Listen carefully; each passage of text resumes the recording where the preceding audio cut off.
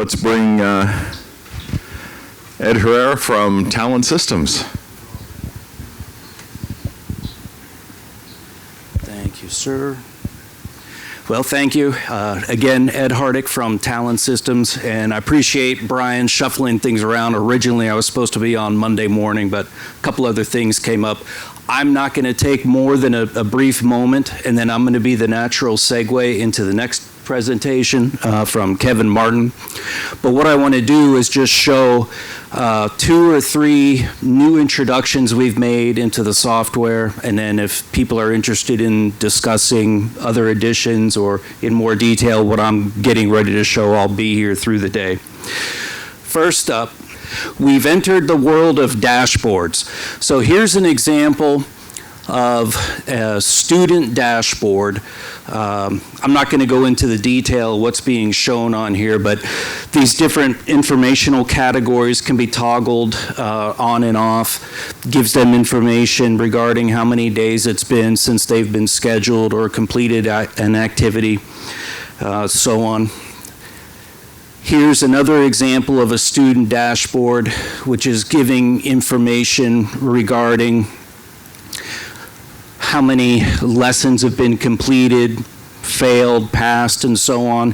How are they doing on the hours accumulated? How are they doing on time remaining to complete the course in terms of calendar time? We're also showing down at the bottom left something called assignments, which is another new capability in the system where we can interface with external learning management systems. So when students complete an e-learning activity, that information can then be ported into their training record in ETA. And this is the last slide. And the reason why I said I'll be the segue into Kevin's presentation is because this is titled VR scheduling. So we have a number of customers that have either opened or are opening virtual reality labs. Some also incorporate augmented reality. So philosophically and fundamentally, scheduling VR activities is different than a flight or a sim or a classroom activity. So about a year ago or 6 months ago, we built this new module based on input that we got from customers that have VR labs. I'm not going to go into the detail of what's here or what makes it different from flights or sims or classroom activities. But I'm going to turn it over to Kevin because I've been working with him for a number of years. He's from Liberty University. He's absolutely one of the leaders in the industry when it comes to VR labs and implementation into training. So Kevin, come on up.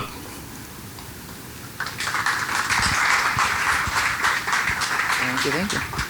You need this thing? Yeah, does it work? All right. How's everybody doing today? You guys having fun on the cruise? Awesome. I'm having fun. I think it's great. There's a lot of cool things we've done this week. I've really enjoyed spending time with you guys, whether it's at dinner or at different events and those type of things, getting to know each and every one of you. It's been a lot of fun. We're going to go over technology and aviation training. Technology and aviation training. Quick question. What is technology? I know, you're still drinking coffee. What is technology? Someone. Say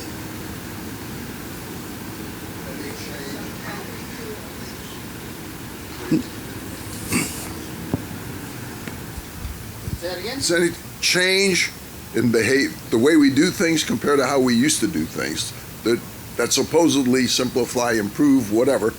Sometimes they do or don't. But. All right, very good. How about you guys? Use of tools to achieve a goal. Absolutely. So, exactly, right? So, technology is supposed to make our lives easier. That's the idea. And tools, they're really just tools. And that's what we're going to go over today. We're going to go over the differences of technology and tools. Let's see if I do it the right way. All right, who am I? I'm Kevin Martin from Liberty University. I'm the Director of Technology and Innovations.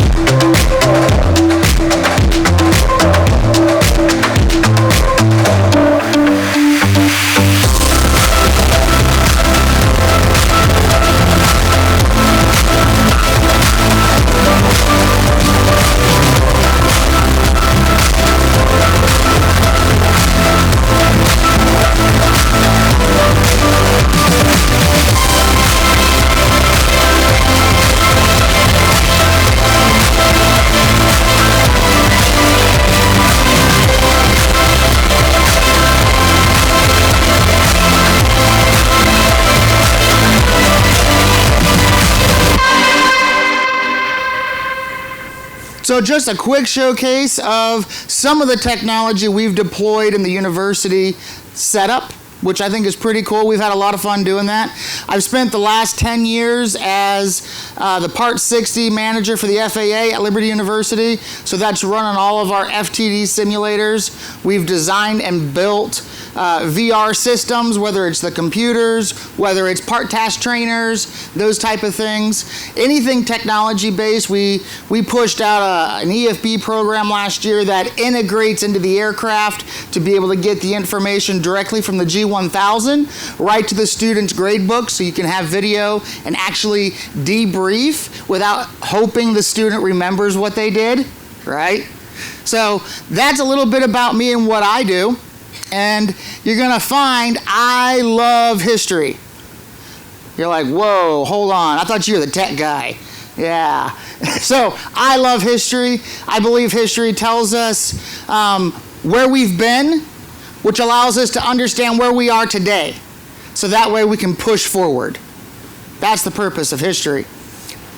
So today we're going to go over a few goals. We're going to talk about the history of flight training and simulator design. We're going to talk about what type of simulators are out there.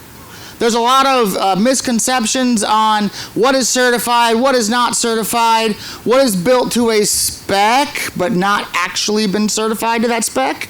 We're going to go over all that. And then some of the challenges of utilizing this type of tool in your business. We'll then move into the virtual reality technology.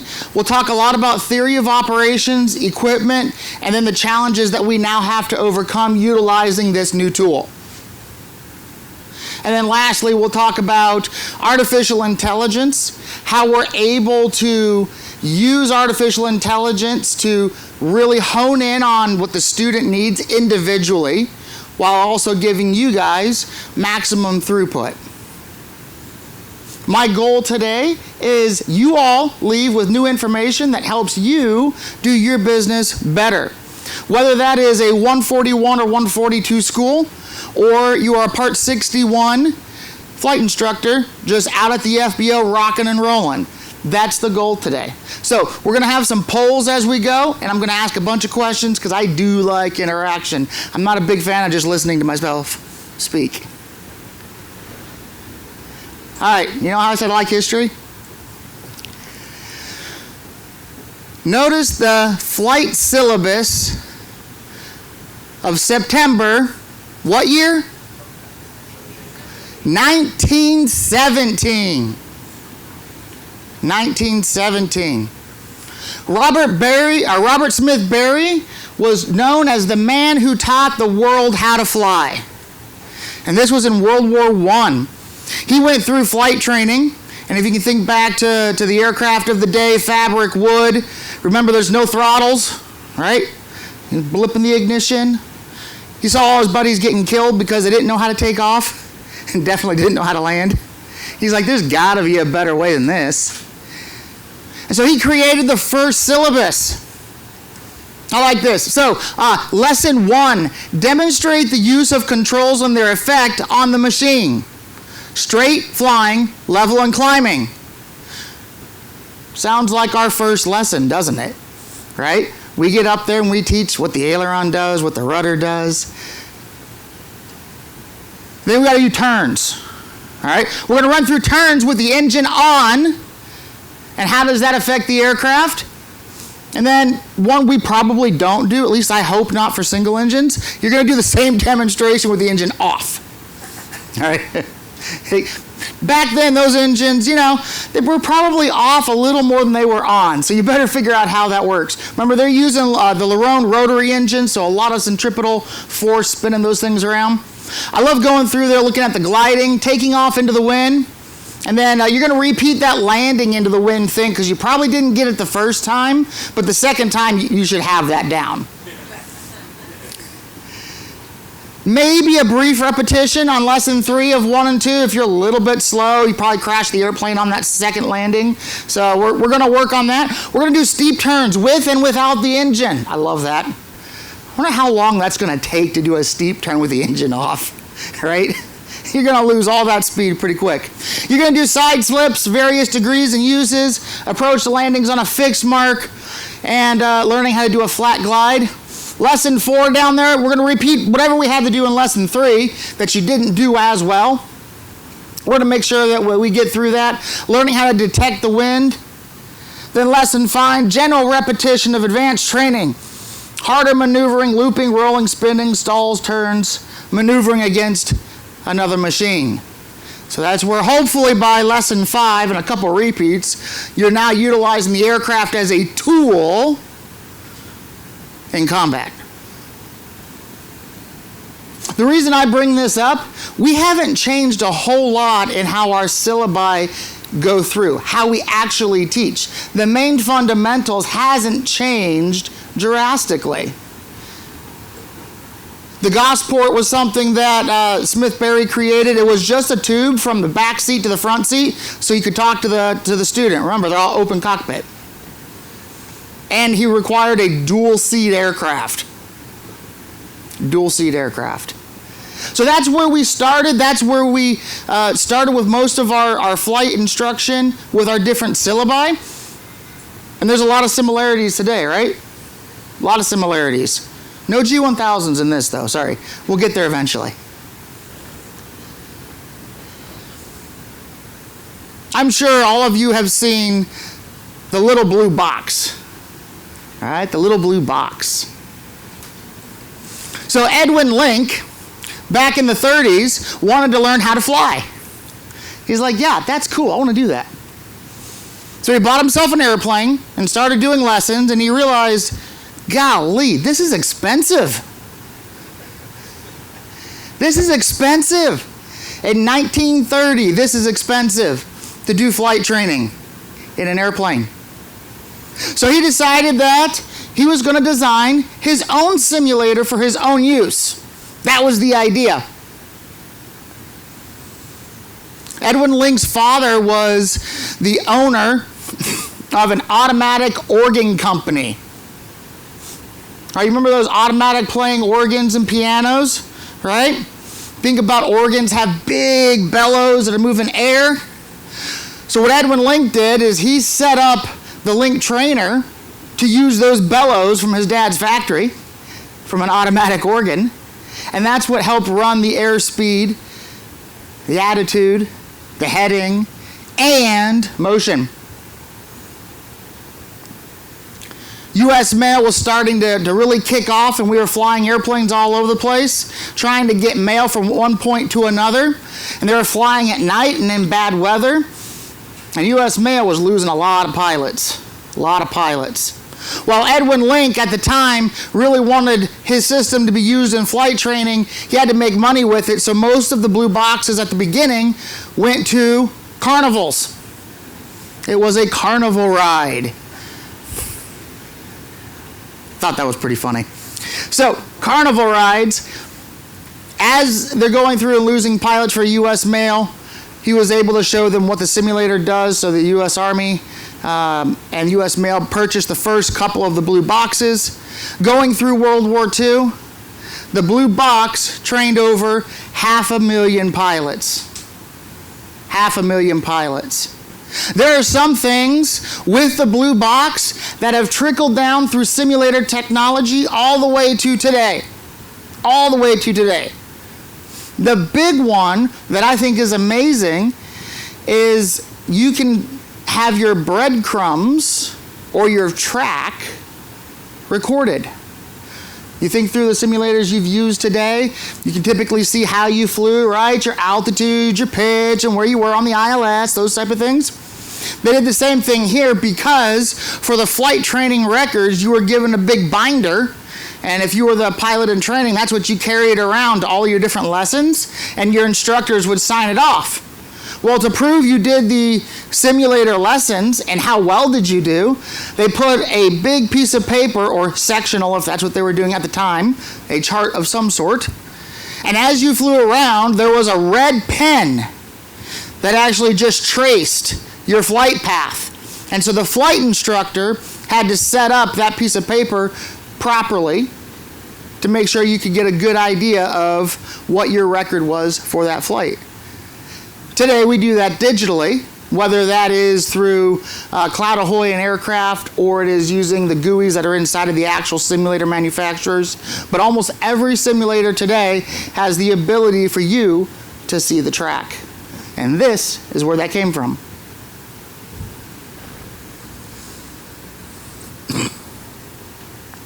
Flight simulation training devices.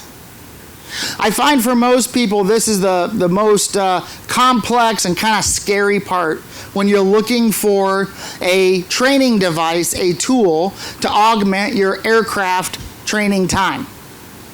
There's a lot of letters and numbers that go along with this. We're going to go through it pretty quickly.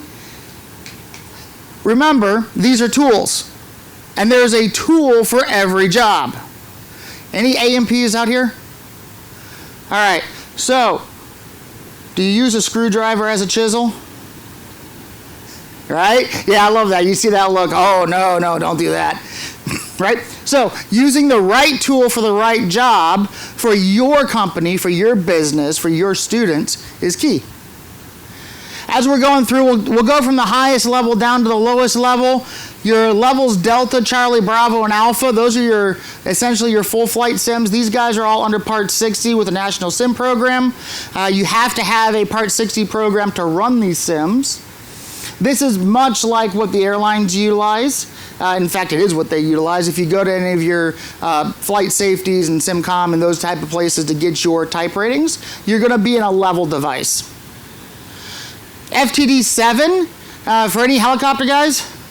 Any helo folks? Yep, so FTD 7, if you're going into the FTD world for helos, it's going to be the FTD 7. FTD 6, as you're going down, still in Part 60. All the FTDs are in Part 60. FTD 6 utilizes an actual aircraft cockpit. They've pulled off the line, whether it's a Cessna or a Piper. They go right to the manufacturer, pull the whole cockpit, and then they put all the guts in it to be able to interface with the computer systems. That's going to be your level 6. Level 5 FTDs look a lot like your larger AATDs.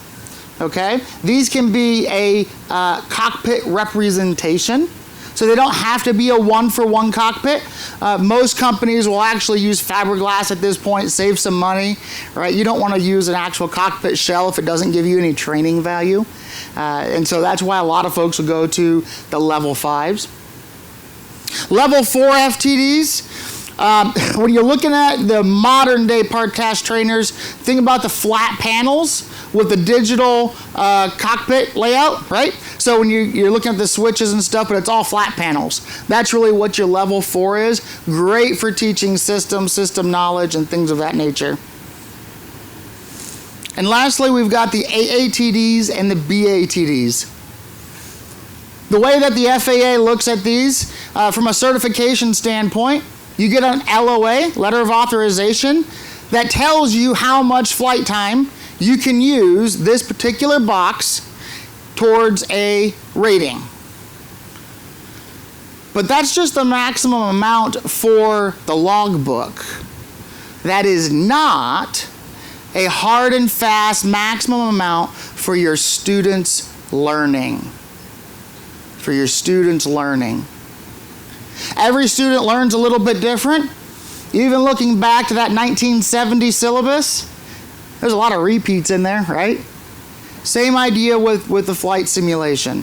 Even though the FAA says, hey, you can only use X amount of hours for this course, that doesn't mean it's a hard stop. That just means that's the amount of time you can substitute from an airplane. Okay? And then your BATDs are going to be your smaller devices, typically ones that are sitting on a desk or a table of that size. There's no control loading typically in BATDs to where you feel the forces of flight on the yoke and the rudder. Every one of these types of devices is a tool for a specific job, depending on what you need.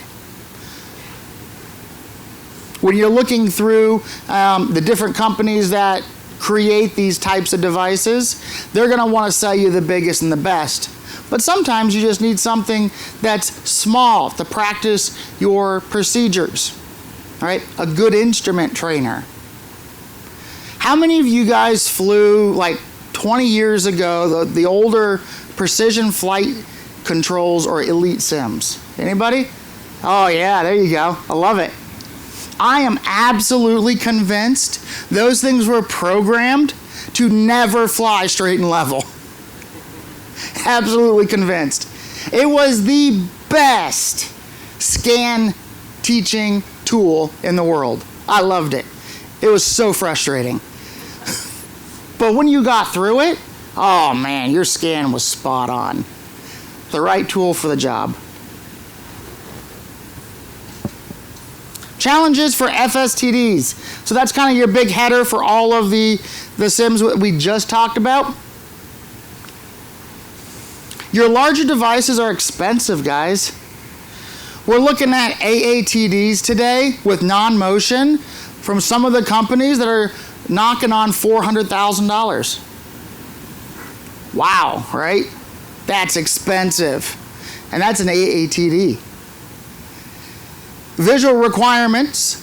While a lot of your AATDs and BATDs don't require visuals from the FAA, your customer is going to require it, right? You want your customer excited, so you're going to have visuals. Well, those visuals are tall and large. You're talking, 25 by 25 foot space, easy, in your building. You guys are spending a lot of money on overhead for your structures that you're working out of. That's a lot of space. So there's challenges there. One of the other challenges is the lack of being able to do what? Look down and look back. Most of the visual systems from the FTD, AATDs, and BATDs, those lower tiers, are going to be about 220 degrees. Right, 220 degree visual. So you really can't get that back 45 look when you're on the downwind. And you can't look down, because you'll probably just see whatever beautiful flooring you put in. It's fun to watch a student who's really dialed in, like really dialed into the sim, and they're running that ILS, and they break out, and they're doing a circling approach, and they look down and go, oh, there's carpet. I thoroughly enjoy that.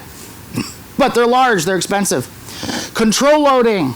Control loading is an art in itself. So being able to simulate the control pressures of the aircraft in the simulator based on the flight regime you're currently in. Takes a lot of work to get that right. And in all honesty, most don't get it right. And then complexity. When you're talking about triple visuals, so the wraparound visuals, you got 3 projectors in there, you got a control loading system. Each one of those visuals is typically run by its own computer. So if you have 3 projectors, you have 3 computers just running the visuals. And then your control loading, as they become more complex, you'll have a computer that just does the control loading. And then of course, the instructor has to do something. So the instructor operating system is typically its own computer. And then flight dynamics. Flight dynamics for the larger devices is going to be its own computer. You run into the challenge of a ton of networking. Right? These things all have to network together. They all have to talk to each other. They all have to do it at the same time. When something goes wrong, whether something's out of sequence, anybody ever had to restart their laptop? None? Really? Hey, there we go. There's an honest one. When you have a glitch in the simulator, it takes a long time to fix in your instructor's mind. They want to get in and get out because most instructors don't want to be in the sim. Complexity. Now, is it worth it? Depends on your business. Really depends on your business. Do you have the expertise in-house to be able to run large systems like that? Do you have the type of flight program that can really leverage that type of technology and use that tool well? It really does come down to your business. All right, poll question. I don't think we've done polls yet. So if everyone opens up their app, I believe you go into this particular session. You should see at the top right, there's a poll. Poll question. When was VR first seriously studied? We'll give you a couple minutes to find it. Well, I'm surprised on the poll numbers.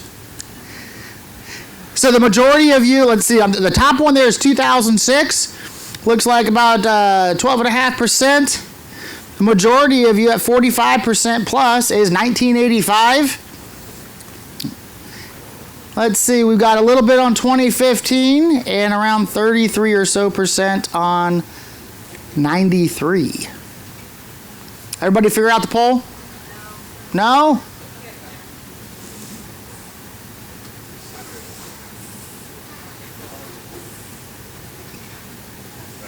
Agenda, tap on the session, and then click poll at the top. So agenda, tap on the session, top right corner should be where the poll is.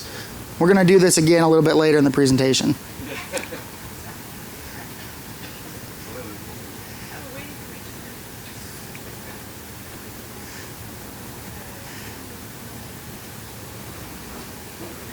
Not bad, not bad. Very good. I am shocked that 1985 is the number. That's great. That's a hoot and a half. All right. So, most of you all said 1985. I'm glad that we didn't have a whole lot of 1903s. That's a good thing. Yep, 1993 is the answer. 1993. Very good. All right. So, virtual reality technology was first studied by DARPA in 1993. There's about a 200-page document that talks about the viability of virtual reality in education. The viability of virtual reality in education. 1993. That's a long time ago from a technology standpoint, right? From the ones and zeros, your phone today is more powerful than the computers they used in this study. Some of the questions that they had at the end was really eye-opening as we're looking at virtual reality. They actually asked the question that just because we can, should we? Just because we can, should we? At the time, the hardware platforms and the minimum set of interface devices were horribly expensive. So when you're talking about the actual screens and head-mounted systems, you're talking well over $10,000 just for one. And that's $10,000 in 1993. So horribly expensive.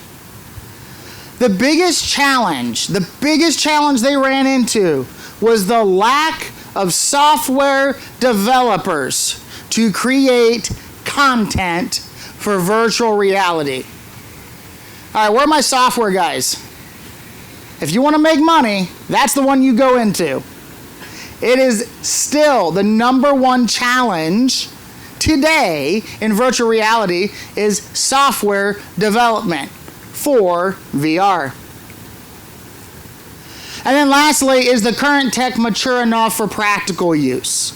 So when you talk about practical use, you want to be able to hand a student the equipment and then be able to use it fairly quickly and fairly easily, right? The more frustrated a student becomes with the tool that you're trying to use to teach, the less likely the student will be open to learning, all right? So we want to make sure we're not frustrating the student.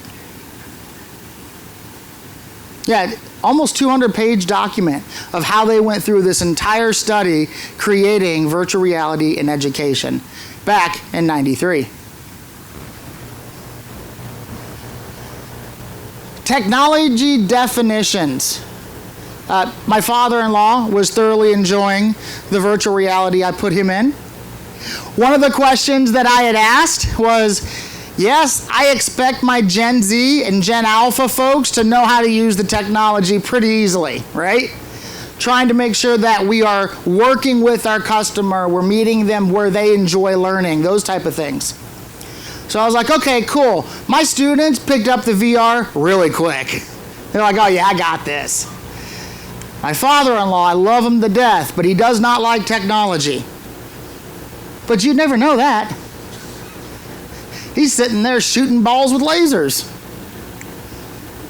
having a time and a half.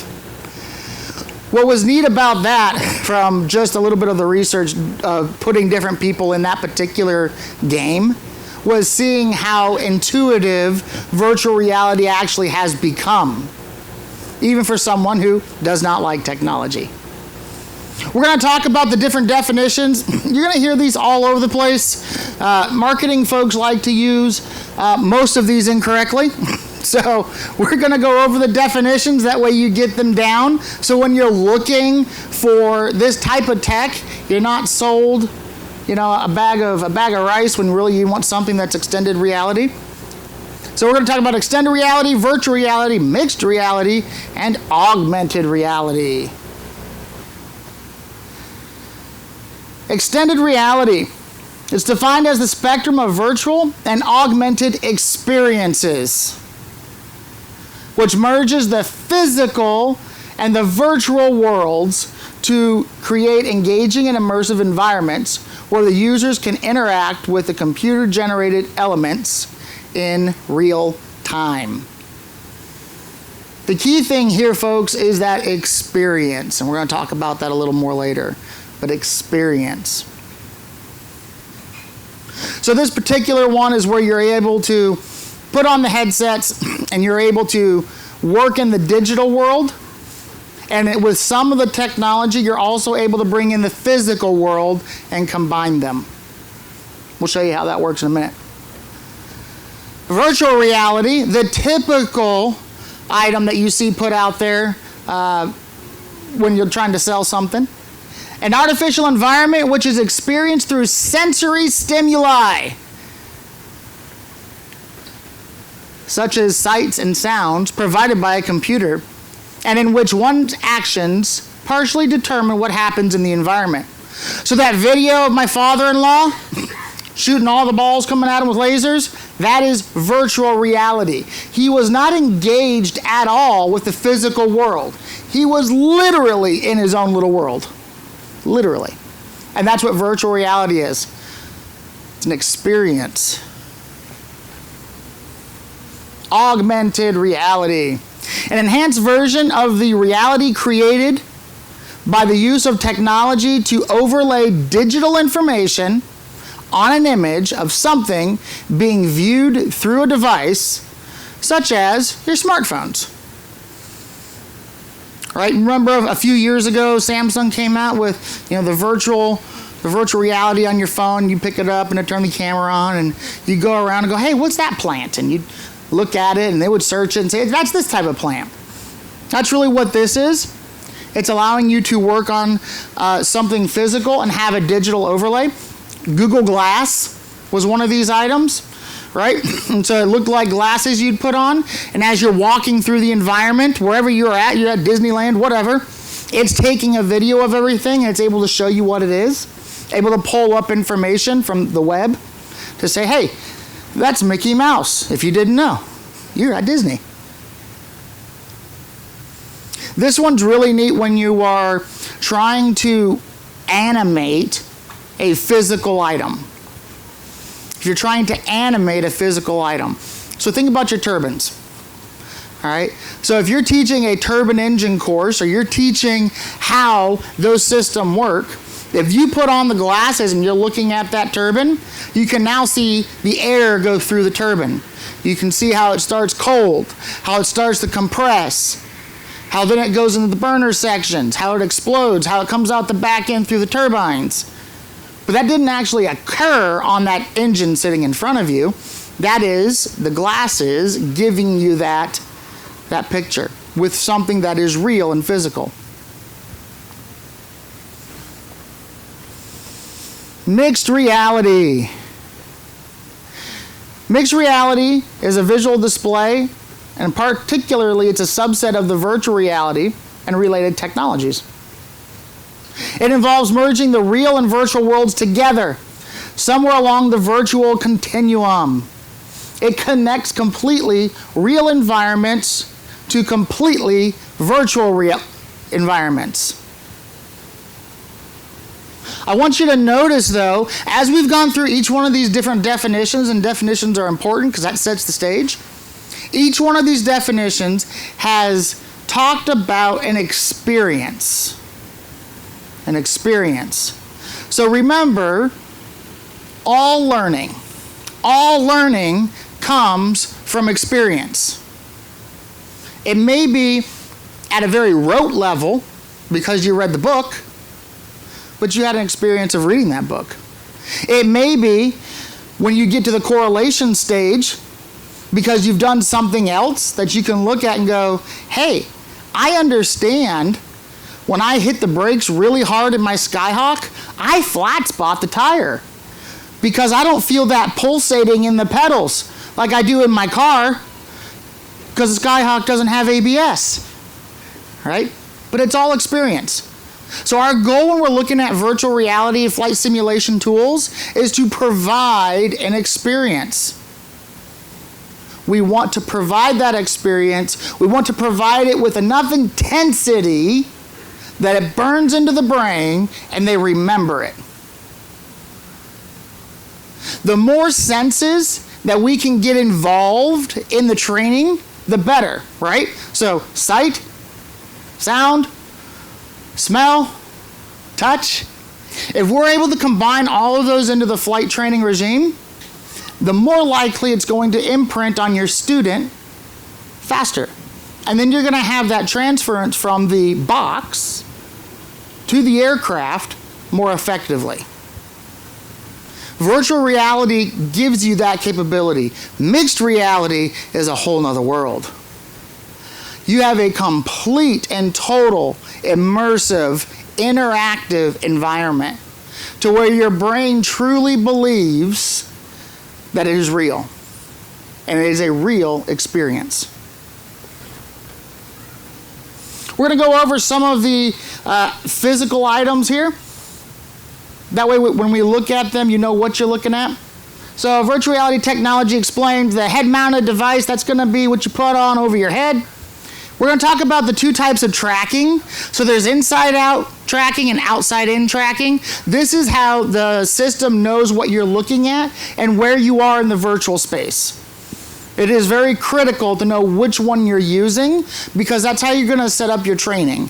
That's how you're going to set up the room. That's how you're going to set up what type of tasks you have available. We're going to do that with lighthouses. We're going to look at pass-through visuals, masking, chroma keying, and eye tracking. Lots of cool stuff here. All right, head-mounted devices. The head-mounted device goes over your head, by golly. Inside of it, you're going to have screens, multiple screens. So when VR came out, it was usually typically 2 screens. As you get into the higher fidelity systems, you're going to have upwards of 4 screens inside of this head-mounted device. 2 of them are going to be for super focal, so you have the ability to really focus in on those instruments. And then you're going to have 2 that are a less resolution that do your periphery. Super cool. Some of these will have headphones attached to them. They typically strap on a lot like night vision goggles. Tracking technology. All right, inside out tracking. This is the more cost-effective technology, and that's why you're going to see a lot of that when you go to like your Best Buy, right? If you go to Best Buy to buy a virtual reality headset, it's going to be an inside out tracking. It is utilizing the little cameras that are on the bottom there, and it is utilizing IMUs. And that's it. It knows where it's at because you created a play space, as they call it. It knows where it's at, it can see where it's at, and it's using all of your movements of your head to calculate everything. You don't need anything else to utilize this. Now, the downside of this technology is, in this day and age, we use a lot of LEDs. LED lights, overhead lights, really cause an issue with an inside-out tracking headset because it is looking at not just the camera, but there's also photocells over it. And so you can really get kind of screwed up. It's also not as sharp of a movement. The fidelity is not as good. However, if you are teaching a walk around in virtual reality, you probably don't need to be super precise on the resolution, right? You're teaching the basics. Works really well for that. I skipped ahead to outside tracking with the Lighthouse technology because they go together. Outside tracking utilizes a piece of technology that then tells the headset where it is in the headspace. So when you're looking at this, the Lighthouse technology, there's 2 lasers inside of these boxes. One of them is a sync laser at about 60 hertz. And so that timing is super important, right? Timing. This is no different than really, honestly, GPS. We could talk all about GPS navigation and how the system works based on the lighthouses, because it's using the same type of technology of timing and triangulation. The second laser there spits out lasers at very specific angles. And so when the emitter sends that information out, the headset picks it up and knows exactly what frequency that particular laser is, and therefore knows where it's at in the virtual world. You can run an outside-in tracking with a single lighthouse right in front of you. Typically, if you want to move around, it's going to be 2. This type of technology gives you a lot more fidelity. That's where the value is here. All right, and pass-through visuals. To be able to do mixed reality, we have to be able to see the real world as well as the virtual world. Over the last 5 years, the technology has increased exponentially on the camera systems that are on these headsets. Absolutely awesome. So you can be in the virtual world and see the physical world while you're inside of the headset. Chroma Keying. This is one of my favorite pictures of my guys. We were playing with Chroma Keying. So Chroma Keying is a video technique where predefined color is replaced with a virtual content. Usually the color that is replaced will be a bright green or a bright blue. Something that contrasts with the human skin. You see this all the time with green screens, right? So the weather guy is not looking at the weather. He's got a green screen there. Same idea here.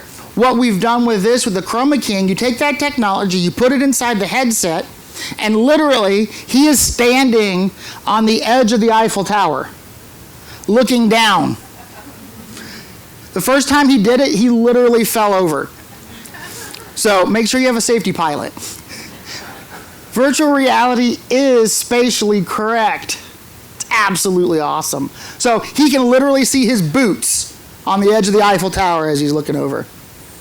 We are playing with different lighting to see how that changes stuff, which was pretty neat. Chroma Keying cockpit doors. Okay, so this one's from Frasca, one of the flight simulators out there. Notice the picture on the left is sitting inside of a TH-37 cockpit. These are going to the Navy. They're utilizing the virtual reality for their flight training. They put a yellow film on the window. And on the right, you see what the pilot sees with the headset on. The outside visuals. Why do you think they used yellow? Right, we talked a little bit ago, usually it's like a green or a blue. Why yellow? The military uses green? Yeah? What else?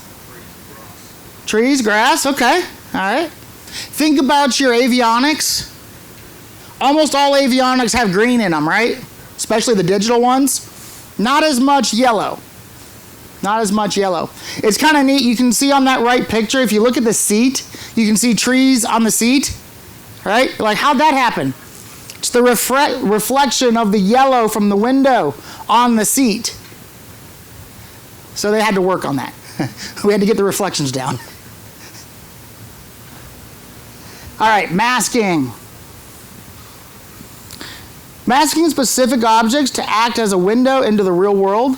This is especially useful if you want to see real world elements. This is super cool, guys. So we can use chroma keying to see the outside world, the visual, the digital outside the cockpit But I'm going to use masking to put my physical cockpit into your digital world. And they're going to match. The craziest thing, when I was flying that TH-37, literally sitting in a virtual headset, had no issues grabbing the door latch and opening it.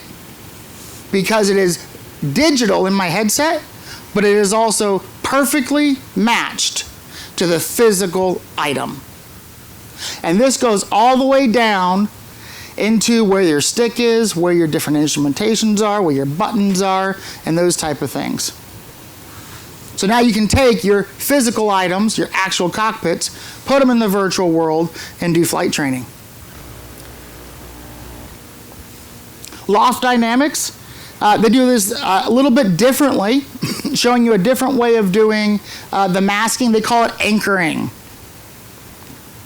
This one's cool, guys. So the technology from the sim before, you had to have your actual instrumentation in the aircraft. Right? So your actual LRUs were in there. You used your camera as a pass-through, so that way you could see what your instruments were doing.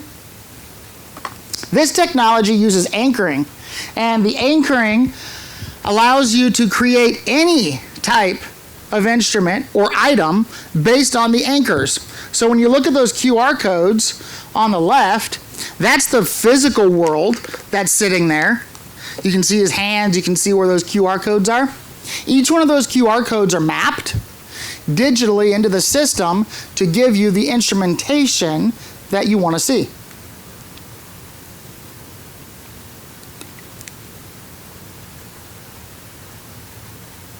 Imagine the cost savings of not having to put a G1000 in a simulator.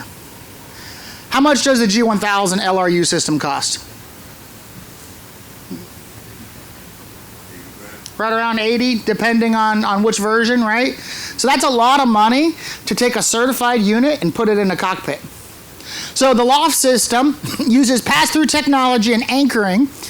This will allow you to put any type of instruments there. So you could be flying a glass cockpit one day, you could be flying a round dial cockpit the other, and you can see your actual hands. So when you reach out and touch the button, the system knows you touched it. This is the coolest part, guys. There are no real buttons or switches in that cockpit. But when you stick your finger out to hit that heading bug, you'll feel the click because it's in the right spot, and there's no wires attached. There's nothing there. But it knows by seeing your finger press it that you hit that button or you twisted that knob. So really the cockpits are completely blank. But in the virtual world, you can see whatever you want. Think about that at scale and how that can save you money. All right. Common complaints from virtual reality or mixed reality. As with everything that is new, there are challenges to overcome, right? Always going to be that way. The biggest one is going to be motion sickness. So I want to hit this one right off the bat. There are two things that fix motion sickness inside of VR. Did it take us a while to figure it out? Yes, it most certainly did. But we've been able to fix it doing two things. One, make sure the headset on the student is actually secure. I know that sounds like common sense, but when you're putting on that headset and you're for the first time seeing this crazy world, you're like, oh, wow. And you forget to tighten up the straps. So tighten up the straps. That's one. Number two is your interpupillary distance. Interpupillary distance. So this is the distance between your pupils from the left to the right. This is the number one reason for causing your student to get sick inside of VR. You're not having this set properly. A lot of your lower or cheaper VR systems have a mechanical knob or lever that you'll move the physical lens left and right. You guys have probably used binoculars, right?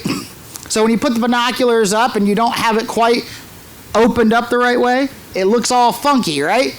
Well, imagine flying a simulator looking funky like that. You're going to get sick real quick. So the interpupillary distance is key. So if you have an older system that is manual, you can talk to your eye doctor to figure out what your distance is. Or on some of our newer devices out there like this one, those are my eyeballs inside of the virtual reality headset utilizing eye tracking. Every time I put the headset on, it automatically calculates my pupils and where they're at. Because on this one, it also knows what I'm looking at inside of the headset. So it knows where to focus. Knows where to focus. A lot of us, as we're flying, we don't really move our heads around a whole lot if, say, you're instrument flying or looking outside, but we use our eyes, right? Our eyes move a lot. And so having that eye tracking piece really fixes getting sick because it's looking at your eyes and it's making sure whatever you're looking at is in focus. And that is key. Higher resolution on the instruments with that focus system is fixed with some of these newer systems. A big one, guys, is just the computer's a little more expensive. It needs to be more robust. So if you've got a computer that is really causing the virtual reality to stutter, your poor student is going to be throwing up. Make sure you have a sick bag. So make sure your computer can handle what you're trying to do. A lot of folks don't like the audio. You notice how some of them have just like these over-ear headsets. Remember, we're a sensory being. We like having our sensors used. So make sure you get a good audio to go into the ear. Comfort, weight, and control interaction. The comfort and weight can be fixed by making sure you have it strapped on right on your head. And control interaction is going to be your biggest challenge for folks. It's going to be, can I see my controls? Did I spend the money to have a whole cockpit? Or am I utilizing commercial off-the-shelf stuff that I got to use a pass-through to put my hands on? Once you get past that challenge, now the student can truly experience what you're trying to teach. Here's a couple of them out there that are doing certified, FAA certified AATDs in virtual reality. So Frasca, Loft, True, and there's a few others that have applied to do it as well. So we're getting there. All right, next poll question. What is your most precious commodity?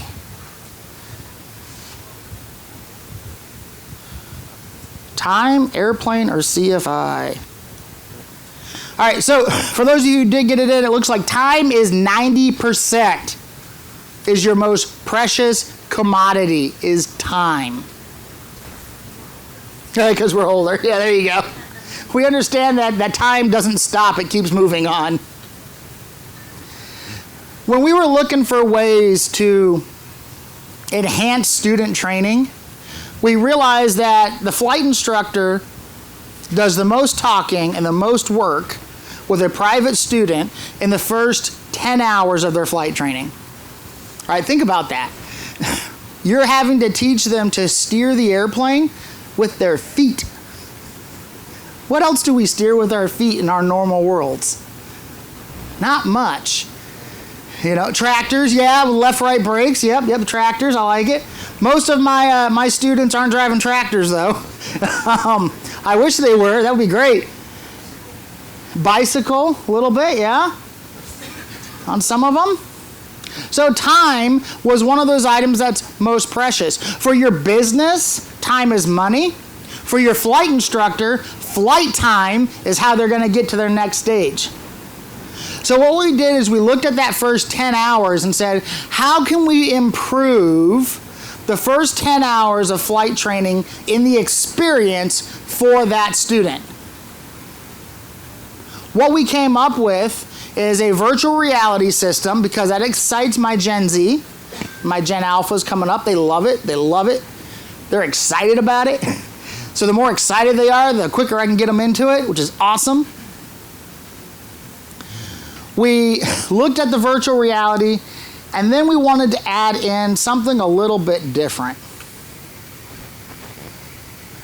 We've been working with Take Flight for, goodness, almost 7 years, if not more at this point. And Take Flight Interactive, if you haven't heard of them, what they've done is they've taken essentially the private zero to solo time, and they've put an artificial intelligence instructor into the system. So here's how this works.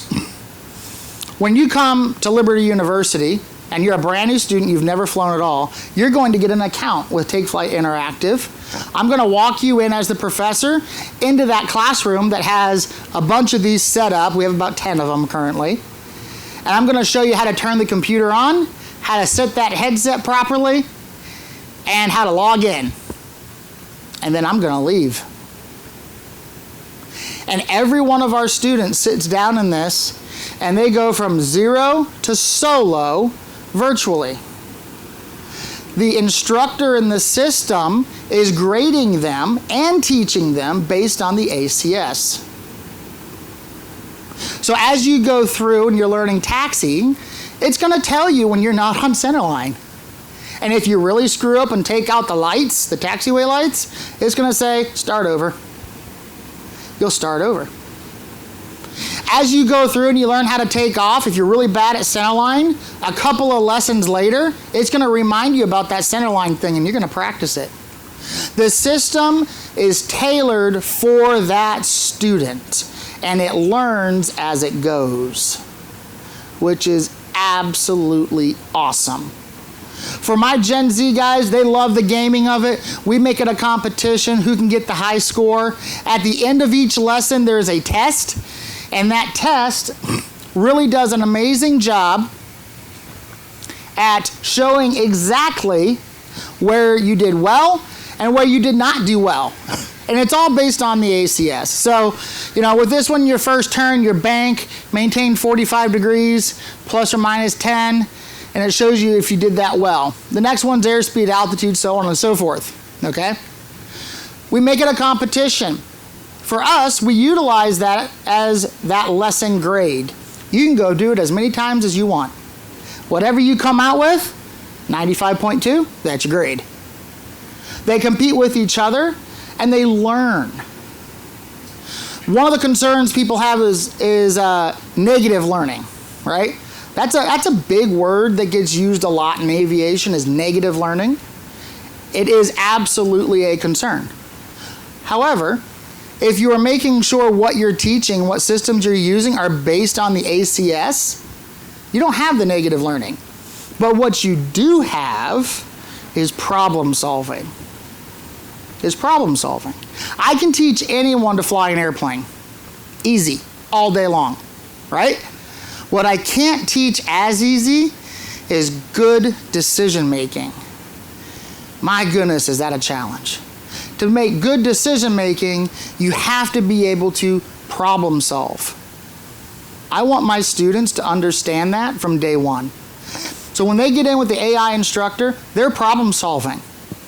It's going to give you hints and tips as you go. Hey, you're a little slow, add a little power, drop the nose a little bit, to get back on airspeed, those type of things. But they are interactive with the system, and they're learning. And they're learning at their pace, which is awesome. So you can come in and do one lesson. It starts you off inside of the PHAC, goes over it real quick. It demonstrates it in the aircraft. It lets you try it as it's teaching you how to do it. And then it lets you do it all by itself, and it grades you. And then the system will say, hey, you did a good job at this, this, and this. Let's work on this piece of that maneuver. And then you'll tie it all back together. But it allows the student to problem solve.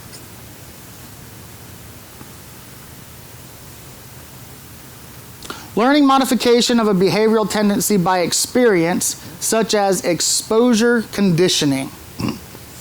Anybody here train dogs? Anybody got dogs you train? Awesome. So we have German Shepherds. We have 4 German Shepherds. Thank goodness the rest of the litter got sold off. But we have 4 German Shepherds, and one of the coolest things is doing operant training with the dog. And it's really counterintuitive. You don't tell the dog what to do, and the dog just figures out what you want. It is the coolest thing. And so teaching them how to sit, you'll just look at their butt, and you just look at it. And when they do something different, they turn around, you say no. You look at their butt again. They turn around, you say no. They're like, what the heck? They lay down, you say no. Eventually, they'll sit, and you say yes, and give them a treat. And they're like, oh, that's fun. Kind of the same idea with your students. Allowing them to explore the world inside of VR allows them to truly explore. Most of our Gen Zs have come up through video games, open map games where they're exploring different areas, trying to get, coins or points or armor or ammo or whatever it may be, but they enjoy going and exploring. That's how they learn. So when you're able to do that inside of the flight training regime, you're speaking their language. You're meeting them where they are. You're still holding the line. The line is still being held. But you're speaking their language. References, because I do work at a university. And questions. What you got? A couple. So for the first part on extended reality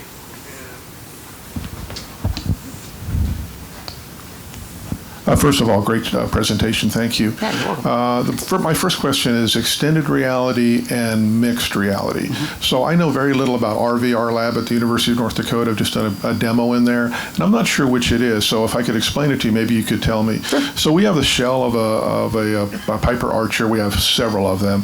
The student sits in there. They put on VR goggles. Now, they're not able to see their hands, but they're able to see instrumentation through VR, and they're able to see outside the aircraft. And as they can manipulate the controls in the aircraft, and then those are connected to the VR world.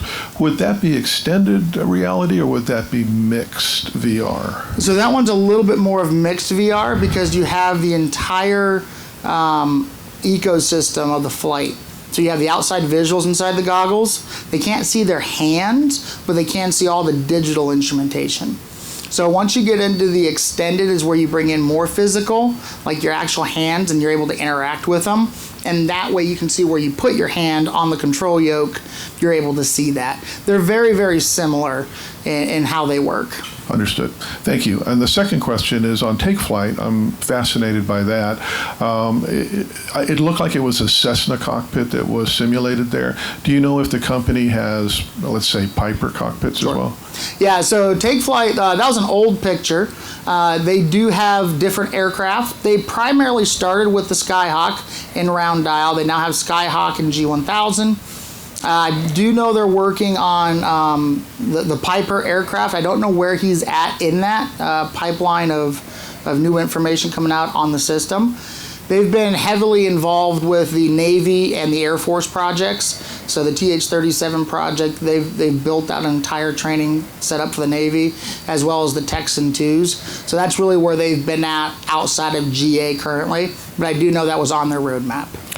Thank you. And the final question, knowing that you're an end user and not repping the company, an approximate price point on that unit? Oh, goodness. I don't know. I honestly don't remember. We buy them in bulk and then just hand them out. So I do about 300 a year and hand them out. So I'm not exactly sure what the current price is. Oh, okay. So when you're saying 300 a year, so you buy a license for each individual user? Yeah. Understood. Yes. Okay. So that's what's cool about it. So the student gets the license. They can come into the lab, or they can go home. If they got a joystick at home and they've got X-Plane 12, they can log into their X-Plane 12 with Take Flight and practice there. So they're able to do either or because it's a license to log in. Understood. Thank you. Yeah, you're very welcome. Does that interrelate with your So Take Flight is the question. What they do at home, does it count for inside the simulator? I mean, if you had X-Plane 12 on your simulator, would that headset and interaction be able to take place with it? Or Yes. So the picture of Take Flight that was up there was X-Plane 12 with them with their headsets, able to utilize that. They are working towards integrations into certified boxes. Okay.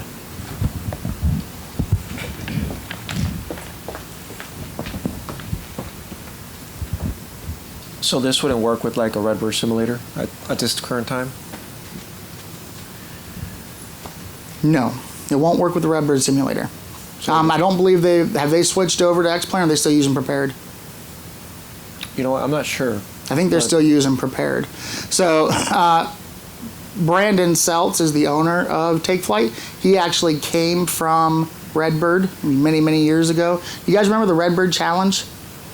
Right? He designed the Redbird Challenge originally. And so at one time it was on Prepared. Prepared's aerodynamics weren't great, and so he switched over to X-Plane 12, which is continuing to improve.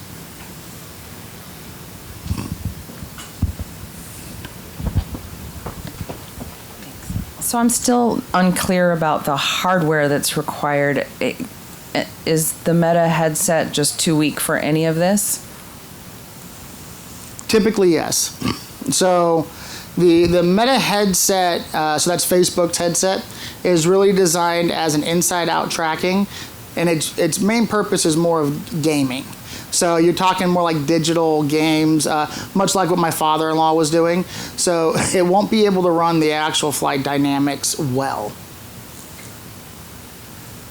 From a hardware setup, you've got the inside-out tracking like Meta. HTC makes some. HP makes a headset. We utilize the Varo headsets because of the technology in there for the eye tracking. The key piece, guys, if you're gonna go out and get VR headsets for this type of training, is make sure you get something that does the eye tracking and can get that calculation perfect. That's truly, truly the key piece that keeps your students from getting sick. And can you also break down augmented versus mixed? That's where I'm also unclear. So when you're looking at augmented, let's see. I like using the turbine analogy. So Boeing has been doing this for some of their training up at their factory for their new aircraft mechanics. What you can do is you can walk up, okay, you can walk up to something. Let's use this camera. We're gonna make the cameraman not happy. You walk up to the camera, right? And when you're looking at it, you're gonna be able to look at the lens and it's gonna pop up information on that particular piece of hardware. It allows you to interact. So say you wanna go, hey, well, how do I change the battery in this? It allows you to go and touch the battery compartment and it opens up and you're able to pull out a virtual battery. It allows you to have that interaction with that system. Augmented, yep. Mixed is when you're actually putting your hands on physical hardware, like the control stick and the rudder pedals.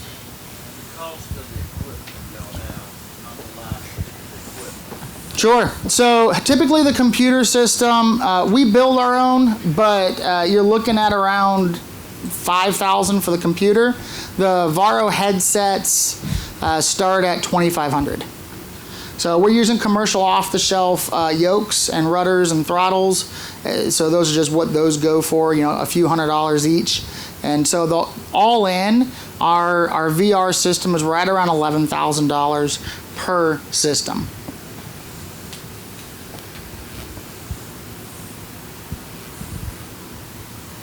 Right there.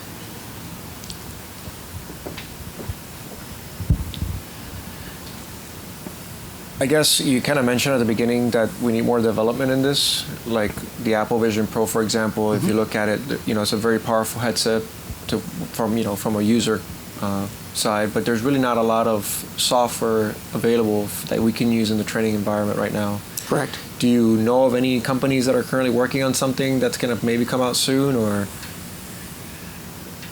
None that are not under NDA.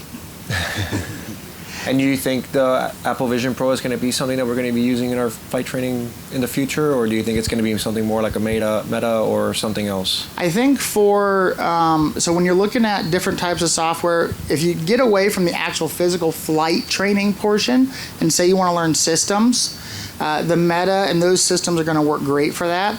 Having the ability to pull panels off the aircraft in a digital world is amazing. So then you can look at all of the systems inside of it and see them moving.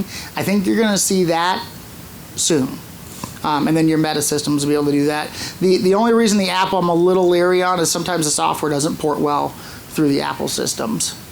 Meta just released their new headsets. What do you think of that technology? Haven't flown it yet, so not sure. We'll be playing with that. I think I ordered one, so it should be here when we get back. Kevin, you mentioned certified sims with virtual reality and mixed reality. Where's the FAA with certification on that? So that's a great question. When you're looking at the certified sims with the visuals, it depends on the certification. Because remember, the AATD and the BATD do not require a visual system. Right? Doesn't require it.